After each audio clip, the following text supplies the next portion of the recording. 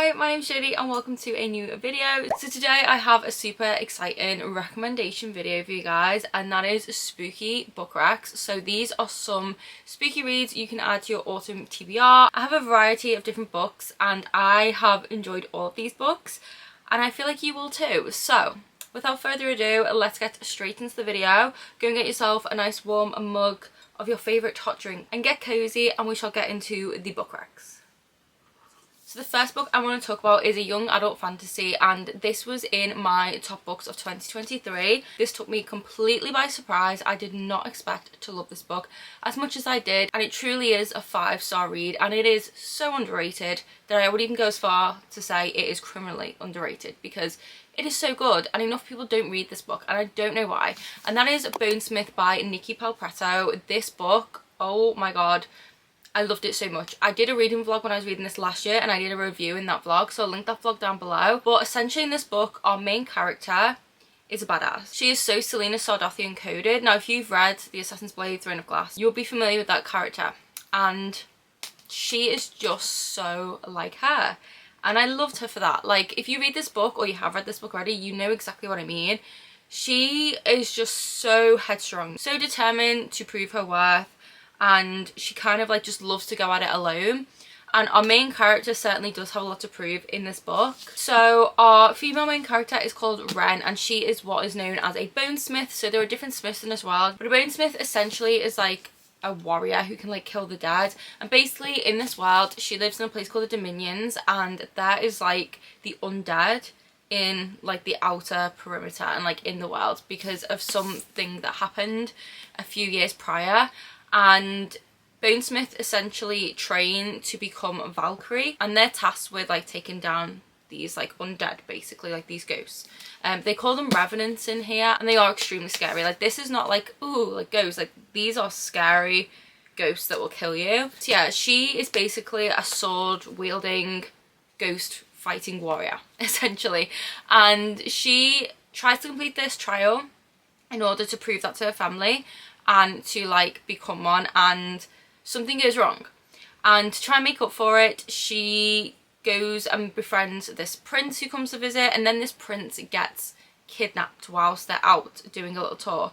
So she tries to rescue this prince, and she ends up getting into a fight with one of the enemy called Julian, and essentially the prince is captured, and as she's fighting Julian, one of his own men fires an arrow at him, and they both go flying back into this like hole, which is like a big cave basically, and they're assumed dead by the enemy and by her people. Now they're kind of having to work together because like he's wondering why his own men tried to kill him, she's wondering why they have come and captured the prince and what's going on. So they decide to team up to go and rescue the prince so he can get the prince and go back to his people, figure out why they tried to kill him, and she can get the prince and take them back to her people and become like the hero. So they both agree to work together to figure out what's going on, but along the way there's things happening that are a little bit like suspicious, and there's a big conspiracy going on. We also have the mystery of how the undead came to be, and there is like this thing in here that is so like The Corpse Bride. Like, if you're into Tim Burton and you like The Corpse Bride, you will also love this book. There's a bigger plot at large here to do with Wren specifically. So yeah, it's a really fun story. It's very much enemies to lovers. Like, they literally hate each other, want to kill each other, but they are forced to work together, and it's got that trope of like hugging each other for warmth. It was so good. It was so good. The romance in here is just so good. It's slow burn. It is real enemies to lovers. Like, they really do want to kill each other. And we also have a really good found family trope in here. Like, the friendship found family trope is so wholesome in here. The action is really good. The mystery element is so good. And the overall atmosphere is very dark. It's a very dark YA story. It's very gritty. And we have these revenants who are like these ghosts essentially trying to like kill them. So it is such a fun and entertaining story. It is very spooky with the revenants and this like creepy forest that a lot of the book is taking place in. And honestly, like, I just can't recommend this enough. Enemies to lovers, forced to work with your enemy, cuddling for warmth, found family, action, a mystery, and creepy forest.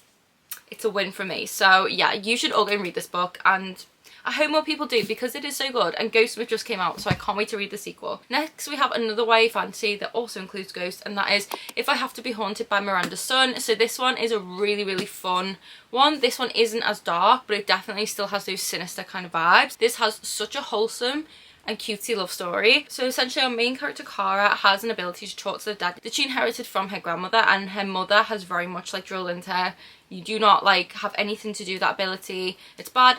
And her mother was like able to like get rid of that ability. So Cara can still see and sense ghosts, and she's just trying to get through school. And then we have her who's like doing everything she can to try and get good grades. And then we have Zach, who is her like rival, her arch nemesis at school. She cannot stand him at all. They're always at each other's throats, always trying to sabotage one another, always getting into fights. They really just loathe each other. Her and Zach end up having to do this project together, and she goes to meet him and she notices that he's not there. So she goes to search for him in these woods and she finds his body essentially, but then his ghost is also there. So he basically says to her like, oh my god, you can see me, like resurrect me essentially. And there's something not normal about his body, because even though his body is there, he's not necessarily dead. Like there is a way they could potentially save him, because he has not died of natural causes, let's just put it that way. So her and Zach embark on this journey together to try and like be able to save him essentially. And yeah, this is just such a fun story. It definitely kind of has like a Ghibli vibe to it as well. Like it kind of reminds me of, I think it was Howl's Moving Castle. It was either Howl's Moving Castle or Spirited Away, but it definitely had those vibes. And it also has Percy Jackson vibes. Like there's some scenes in here with like monsters and stuff like that that reminded me so much of Percy Jackson. So this is very much like a younger YA feel to it, but it's very much about like adventure, about discovering yourself, mother-daughter relationships, as well as like an enemies to lovers slash like rivals to lovers romance, and there's ghosts. So it is really fun, it is really cute and wholesome, and I just really enjoyed this. It was just a really fun read, and it's definitely perfect for autumn because it is a quick read, it is a fun read, it is light-hearted whilst also having a slightly deeper meaning to it, and it's just a really fun story of adventure and first love, and I loved it. And the love interest Zach is very much like a golden retriever. He is such a golden retriever and she's such a black cat. Like that's the energy between the two of them, and honestly I just love them. So yeah, I would highly recommend this, and like I just love them. Like look how cute they are, they're so adorable.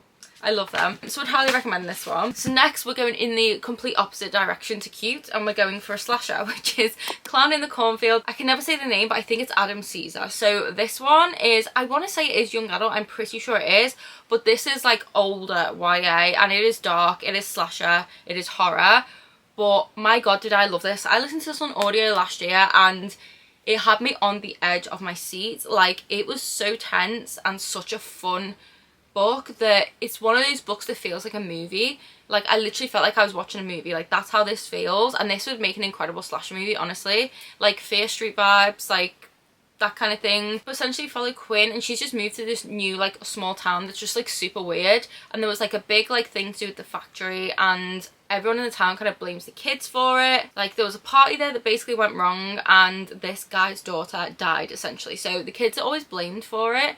But there's always kind of that, well, was it them really though? So it's very much a like adults versus kids thing. Like the kids think that the adults are the ones who actually are responsible for her death, but the adults think it's the kids. And then we have this killer clown that suddenly turns up and is like killing kids. So yeah, we have a homicidal clown, a group of kids, a new kid who's just arrived into all of this chaos, and a very small tight-knit community filled with dark secrets and mystery. So this is so entertaining, but do check trigger warnings because I think there is a bit of gore in here from what I remember. But I loved this. This was just such an entertaining read. Like it had me on the edge of my seat. Definitely spooky with the killer clown. I love slasher movies, but I don't really read slashers. But this, like I would consider this a slasher. It's not really, but it is. Like when you read it, like it reads to me like a slasher. But it was just so entertaining. Like I never knew who to suspect. I never knew who was safe and who wasn't. And it was just a really, really good book. So I would definitely recommend this one. If you are looking for like a horror novel but more on the YA side, then I would definitely recommend this one. Like, it was just a lot of fun. So this next one is one that I did as a Patreon buddy read many years ago, but it definitely has very spooky vibes, and that is Horrid. This is by Katrina Leno, and I did a spoiler-filled vlog for this, which is up on my Patreon. So if you were interested in that, you can head to my Patreon.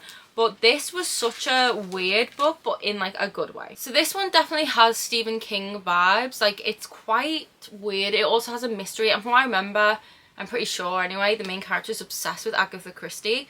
And it's definitely got a lot of different themes. So like mental health, grief, rage, mystery, and essentially we're following Jane, and Jane and her mother, following her father's death, moved to this creepy old house in Maine where her mother grew up. And let's just say it was like just super messed up childhood that she had, and this house definitely has a lot of dark history. Also, it's worth mentioning that this is set in like New England in autumn, so I already feel like the atmosphere and the setting is already perfect. But as she adjusts to this town, she starts making friends, but she's also being bullied, and she's kind of like becoming a bit of a darker version of herself also. But then her mum starts like spiraling and acting super weird, and it's definitely linked to like something that happened at this house or something from her childhood, but she just will not tell Jane what it is. So Jane's trying to figure out like what the hell is wrong with her mother, what the hell happened in her past, or what is wrong with the house that is making her mother act this way. And then one day she happens upon this storage room. Now, her mother has always kept this storage room locked. It was locked when they arrived,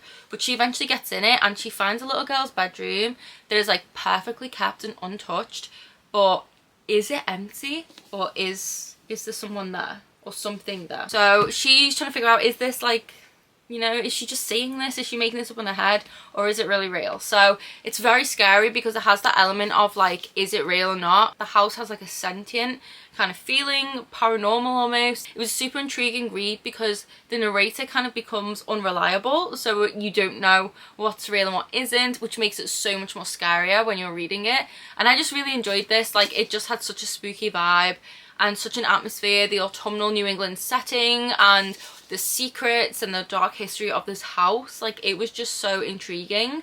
So this is a really, really good one. If you're looking for a very spooky read with a really creepy house, this is the book for you. So this next one I loved, and it's one of my favorite series ever, and it is Hunting Prince Dracula by Kerri Maniscalco. So I think this is the second, is this the second or third book? I think this is the second one. Yeah, so this is the second book in the Stalking Jack the Ripper series, and this one I've chosen specifically because these books are so clever, because they are not fantasy or anything of the sort. These are basically historical fiction, but they almost read like a fantasy sometimes, because the way Kerri Maniscalco writes makes you think that the mystery they are investigating could be of paranormal or supernatural origin, but it's not.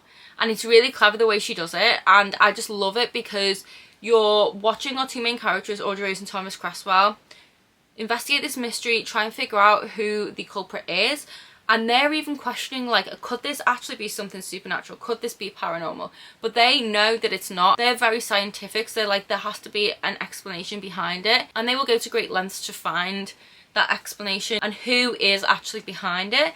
And it's just so clever, and I love it because it makes it so much more difficult to figure out who the culprit is. Like, you can never guess who any of the culprits are in these books. Like, I find them so hard to tell, and there's always a really good plot twist.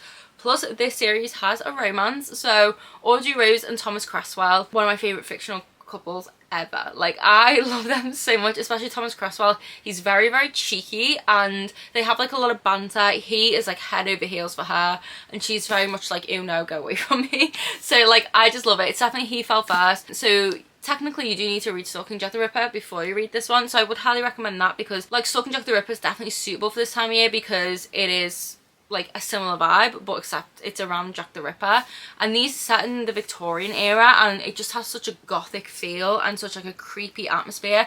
Like, picture like dark cobble streets, foggy street lamps, like gas lamps on.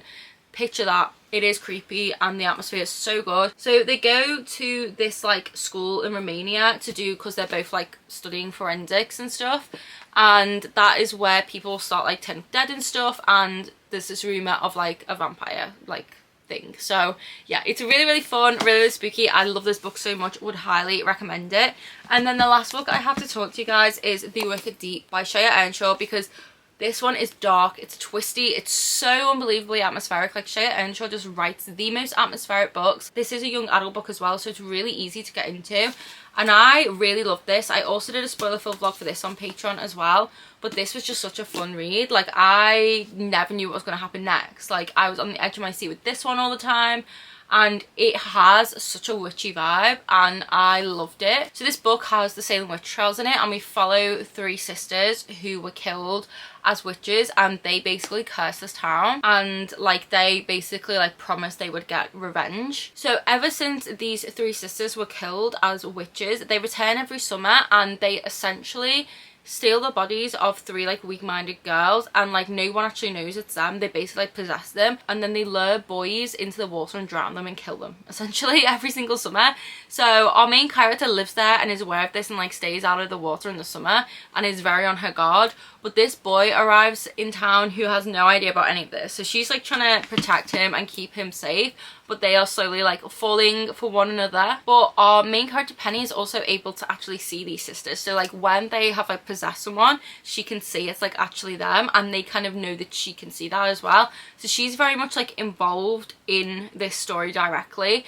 And the plot twist in this book, oh my god, I did not see it coming. It was so good. The romance, everything. This was just such a good read. Like, I loved it so much. The witchy vibes, the vengeance, the secrets, the mystery, the plot twist, the romance, the atmosphere, everything about this, I've got it upside down, was so good. And I would highly recommend it, especially if you like witchy books and like small towns with a really atmospherical like feel. Definitely pick this one up. But that does conclude all of my spooky book racks. I hope you guys did find some books to add to your TBR. I really enjoyed all of these books, so if you have read any of them, please do let me know your thoughts down below in the comments, and also let me know if you have any spooky books you would recommend, because I'm always on the hunt for more, and I love spooky books. Any books that just have a spooky vibe, I will read them. I live for this time of year when it's autumn and Halloween. Everything's spooky and magical and atmospheric. My favourite things, honestly. Like, you can tell by how many times I probably use the word atmospheric in this video, but I love things like that. Like, I don't know what it is about it, but it just gets me every single time. So yes, if you did enjoy this video, please do give it a big thumbs up, and I will have anything I've mentioned linked in the description box down below, along with the link to my Patreon if you would like to watch the spoiler-filled vlogs for the books I have mentioned. You can also find a bi-monthly book club on there, a monthly readathon, extra videos, hauls, like unboxings, reading vlogs, all of that stuff, a Discord and lots of other things. It's all over on my Patreon, so I will have that link down below. But thank you guys so much for watching this video. I hope you're all safe and well. Hope you're reading lots of spooky books, and I'll see you in the next one. Bye.